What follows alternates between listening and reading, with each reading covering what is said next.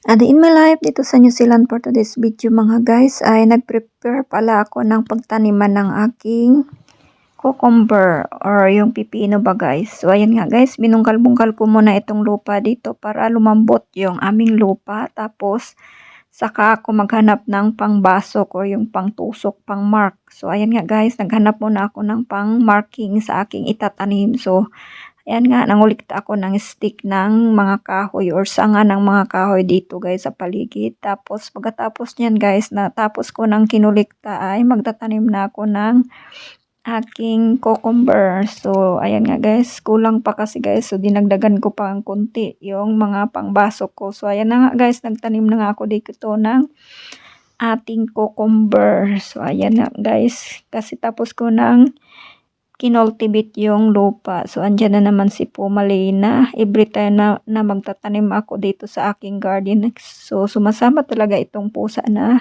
ang pangalan pala nito ay si Puma. So, andyan na naman siya sa aking tabi guys. Itong pusa na to napakalambing. Para siyang aso na sunod ng sunod sa akin kung saan ako pupunta.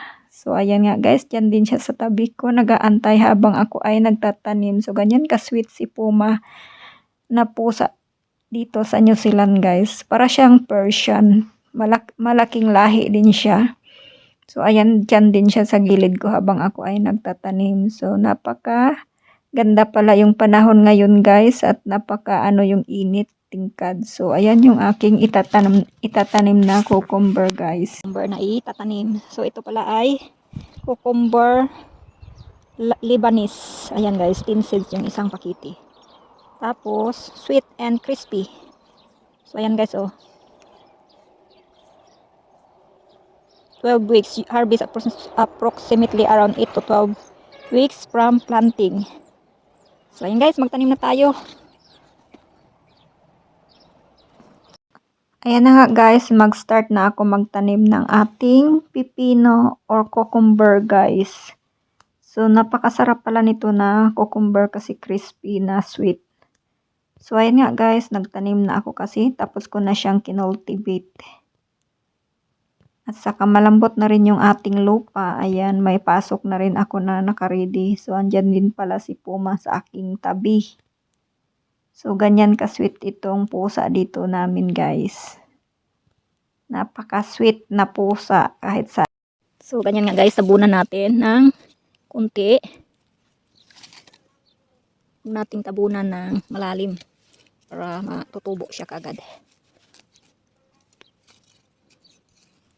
Yan. Pasukan kagad natin, guys, para alam natin kung saan natin banda tinanim yung ating mga cucumber. Pagkatapos ko ngang tinanim itong aking pipino guys ay diniligan ko na kaagad. Thank you for watching. Here is Pumalina. Pumalina. Here is Pumalina.